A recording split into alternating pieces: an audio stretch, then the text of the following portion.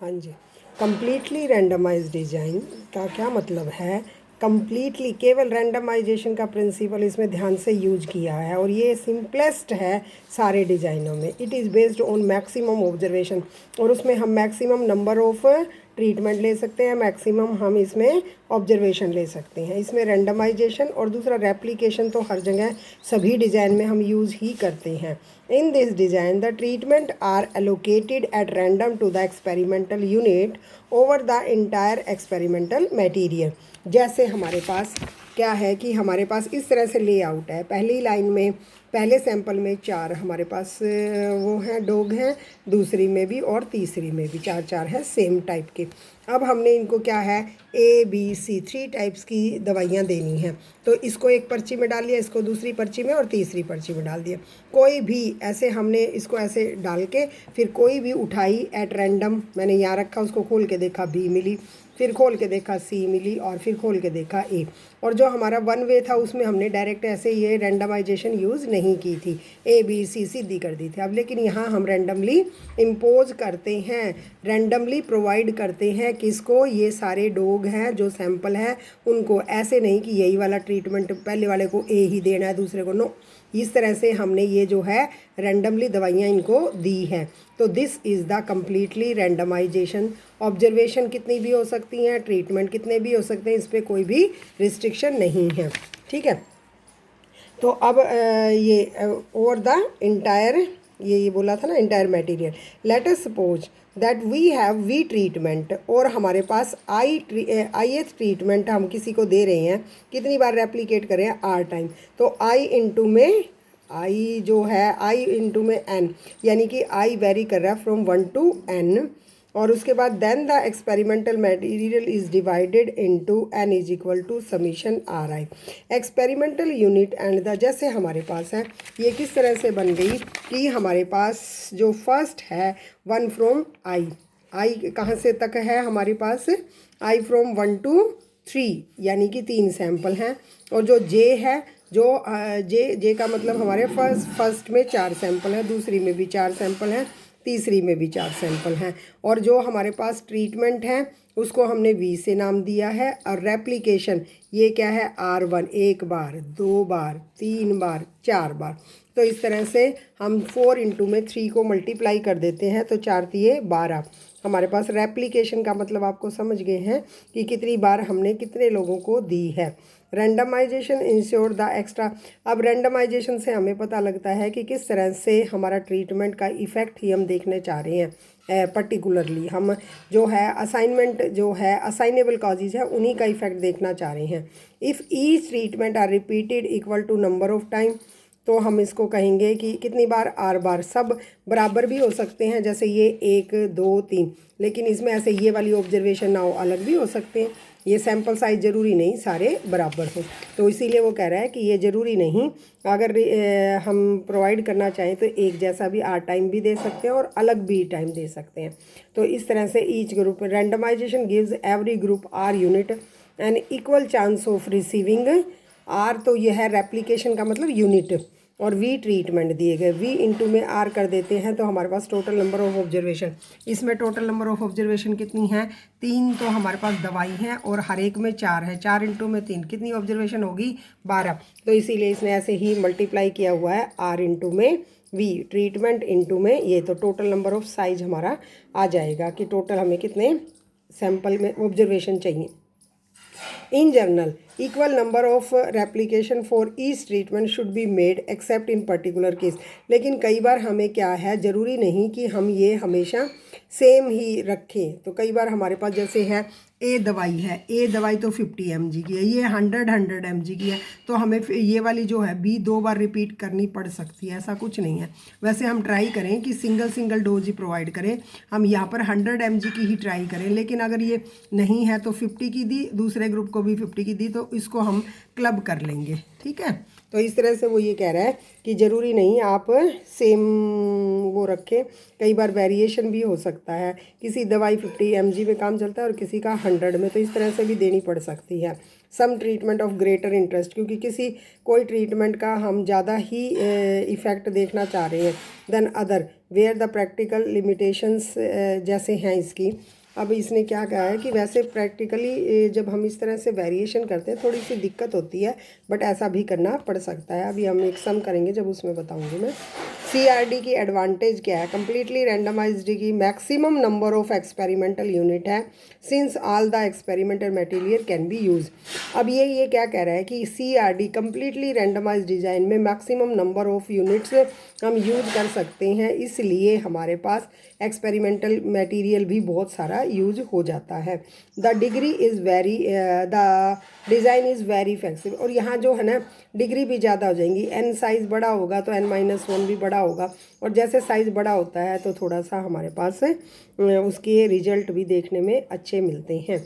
The design is very flexible. The any treatment any number of time different unit को unequal number हो equal number हो, ये कोई फ़र्क ही नहीं पड़ता इस पर। इस तरह से ये मोस्ट फ्लेक्सिबल है। कितने भी ट्रीटमेंट, जैसे और डिज़ाइन है उसमें हम B को 5 बार दे सकते हैं, C को 2 बार दे सकते हैं, A को, ऐसे हमें जो हमारे पास ये ऑब्जर्वेशन है इनको कितनी भी हो सकती है, इतना कोई फ़र्क नहीं पड़ता। ठीक है, तो इसलिए इसको कहा है design is very flexible. The statistical analysis remain simple if all. क्यों सिंपल है? क्योंकि this is analogue to one way analysis. ये किस पे बेस्ड है? One way analysis. तो ये है हमारे पास the statistical analysis remain simple if some of all the observations from any treatment are rejected या मिसिंग हो जाते हैं, क्योंकि नंबर ऑफ ऑब्जर्वेशन ज़्यादा है, कोई मिसिंग भी है तो इतना कोई फ़र्क नहीं पड़ेगा रिजल्ट में। We merely carry out the standard analysis on the available data. केवल हमें अपना जो हमारा अनोवा है, वन वे है, उसी को हमने ध्यान से इस पर एनालिसिस करना है। Moreover the loss of information due to missing is smaller in comparison to. और किसी डिज़ाइन में अगर कोई मिसिंग है तो ज़्यादा लॉस करती है, इसमें कोई भी अगर ऑब्जर्वेशन मिसिंग हो जाती है तो इतना लॉस नहीं है इस डिज़ाइन में। It provide the maximum number of degree, ये तो मैंने पहले बताया, क्योंकि n हमारे पास मैक्सिमम हो सकता है, क्योंकि कितने भी नंबर ऑफ ट्रीटमेंट है और कितने भी नंबर ऑफ ऑब्जर्वेशन हो सकती है। For the estimation of standard error, error को हम करने के लिए भी हमारे पास इसका मतलब डिग्री ऑफ फ्रीडम ज़्यादा हो जाएंगी। Which increases the sensitivity or the precision of the experiment. अगर साइज़ थोड़ा बड़ा होता है तो सैंपल हमारा करेक्ट वैल्यू देने की कोशिश करता है, प्रिसाइज रिजल्ट, इसीलिए ये भी हमारा फॉर स्मॉल एक्सपेरिमेंट के अंदर भी ये काफ़ी प्रिसाइज रिजल्ट हमें प्रोवाइड करता है इस वजह से। For the experimental with number of treatment, थोड़े नंबर ऑफ ट्रीटमेंट और ज़्यादा हो, ये अच्छा ही हमें रिजल्ट प्रोवाइड करता है। नेक्स्ट हम करेंगे डिसएडवांटेज। जब हमारे पास कोई चीज़ बहुत ज़्यादा फ्लेक्सिबल होती है तो उसके ड्रॉबैक भी होते हैं, तो वही इसमें दिखा रखा है। Certain circumstances the design suffer from the disadvantage of being inherently less informative than other. जो दूसरे डिज़ाइन हैं उनके बजाय में इससे जो इसके लेआउट से जो इंफॉर्मेशन मिलती है, स्टैटिस्टिकल एनालिसिस से मिलती है, वो कम मिलती है। RBD है, LSD है, उनसे ज़्यादा मिलती है information. The usually happen if the experimental material is not homogeneous. जब ज़्यादा हम डिज़ाइन बना देंगे, ज़्यादा डिज़ाइन बनाने का मतलब अगर हम ज़्यादा सैंपल बना देंगे, ऐसे मेरे को बहुत सारे सैंपल चाहिए, तो ये वेरिएशन हो जाएगी सैंपल में। सेम टाइप के इतने सारे सैंपल लाने मुश्किल हो जाते हैं, तो वो क्या है, फिर रिजल्ट हमारा ठीक नहीं आता। इसने कहा ना एनी नंबर ऑफ टाइम, तो इसकी वजह से इसमें क्या है, कमी आ जाएगी। The usually happen if the experimental material, ज़रूरी नहीं होमोजीनियस मिले, होमोजीनियस मिले तो कोई फ़र्क नहीं पड़ता, लेकिन नहीं मिलेगा तो हमारे रिजल्ट पे इफ़ेक्ट पड़ेगा। Since the randomization is not restricted, किसी भी डायरेक्शन में रैंडमाइजेशन को रिस्ट्रिक्ट नहीं किया गया, तो ऐसा हो सकता है कई बार एक ट्रीटमेंट जो है, एक यूनिट दो ट्रीटमेंट को रिसीव कर रही है, स्मॉलर टू दैट से रिसीविंग द अदर ट्रीटमेंट। ठीक है, एक को मिल नहीं रहा और दूसरे को ज़्यादा मिल रहा है। इस तरह से हमारे पास एक जो कम तगड़ी थी उसको तो डबल डोज में नहीं मिल रही, और जो तगड़ी थी उसको डबल डोज मिल गई। इस तरह से भी हो सकता है, क्योंकि हमने जस्ट सिंपली रैंडमाइजेशन यूज़ की हुई है। कई बार रैंडमली चीज़ें बनाई हुई भी ज़रूरी नहीं, नॉन रैंडम 1% तो नॉन रैंडम भी हो सकते हैं। The whole variation among the experimental unit is including residual variance, तो इस वजह से वेरिएशन हो जाता है। This make the design less efficient and result is sensitive to deterring the significant effect. तो कहते हैं इसकी वजह से, यानी नंबर ऑफ़ एक्सपेरिमेंट यानी नंबर ऑफ़ यूनिट होने की वजह से ये इसकी सेंसिटिविटी कम होती है, और इसमें जो है इसका रिजल्ट इतना सिग्निफिकेंट अच्छा नहीं आता जितना कि बाकी डिज़ाइन का है। As the CRD seldom uses in field experiment, तो इसलिए जैसे कि ये हमारे पास कहाँ यूज़ की जाती है, फील्ड एक्सपेरिमेंट में, खेतों के एक्सपेरिमेंट में की जाती है। Where due to the fertility gradient में सेम टाइप के एक्सपेरिमेंटल मटेरियल हमें नहीं मिलेंगे, सेम टाइप के खेत हमें अवेलेबल नहीं होते, तो इसलिए ज़्यादा नंबर ऑफ़ टाइम खेत लेंगे और ज़्यादा उनमें लेंगे तो वैसे ही बायस्ड आ जाती है। Field is not homogeneous, homogeneous होने ज़रूरी हैं, और ज़रूरी नहीं कि हमें अगर ज़्यादा हम ट्रीटमेंट ले लें तो हमारे पास ज़्यादा खेत सेम टाइप के मिले। तो it is better to use more efficient, इसके बजाय फिर हमें कौन सा डिज़ाइन यूज़ करना पड़ेगा, RBD यूज़ करना पड़ेगा, LSD यूज़ करना पड़ेगा अगर हमें होमोजीनियस ग्रुप बनाने हैं। तो इस तरह से ये वाला डिज़ाइन हमारा डिसएडवांटेज भी रखता है। नेक्स्ट हमारे पास है रैंडमाइजेशन, सॉरी एप्लीकेशंस कहाँ कहाँ हैं। Completely randomise design is most useful, ये ध्यान रखो, ये वन वे एनालिसिस को यूज़ किया है, लेकिन वन वे में जो ट्रीटमेंट है डायरेक्ट यूज़ करते हैं, यहाँ पर हमने रैंडमली ये किए हैं, रो वाइज या column wise.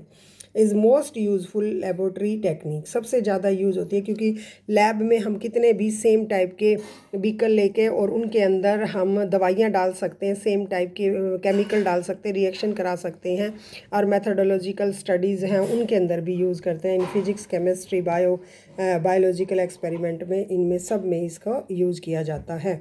Where either the experimental material is homogeneous, जहाँ भी हमें एक्सपेरिमेंटल जो मटेरियल है या जो हमें सैंपल है अगर होमोजीनियस बना पाएँ, अगर मैक्सिमम होमोजीनियस 10, 15, 20 तक हम बना सकते हैं तो उतने ट्रीटमेंट हम अप्लाई कर सकते हैं, और the variability between unit can be reduce, और इस तरह से हम उनकी वेरिएबिलिटी को रिड्यूस कर सकते हैं। CRD इज़ आल्सो रिकमेंडेड, इनसे और कहाँ पर यूज़ किया जा सकता है, बहुत सारी, जहाँ पर यूनिट डिस्ट्रॉय होती है। डिस्ट्रॉय होने का मतलब कहाँ पर, जैसे हमारे पास क्रैकर्स बनाते हैं, जो हमारे पास एक्सप्लोजिव मटेरियल बनते हैं, जहाँ पर चीज़ें टूट जाती हैं, ख़राब हो जाती हैं, तो उसमें भी CRD को अप्लाई कर सकते हैं। इस तरह से CRD की हैज़ अ वेरी एप्लीकेशन बहुत ज़्यादा है, क्योंकि बाकी डिज़ाइन बहुत ज़्यादा रिस्ट्रिक्टेड है, ये ही डिज़ाइन है जो कि मोस्टली क्या है, ये फ्लेक्सिबल है, इसलिए इस डिज़ाइन को यूज कर सकते हैं, बहुत जगह यूज़ करते होते हैं।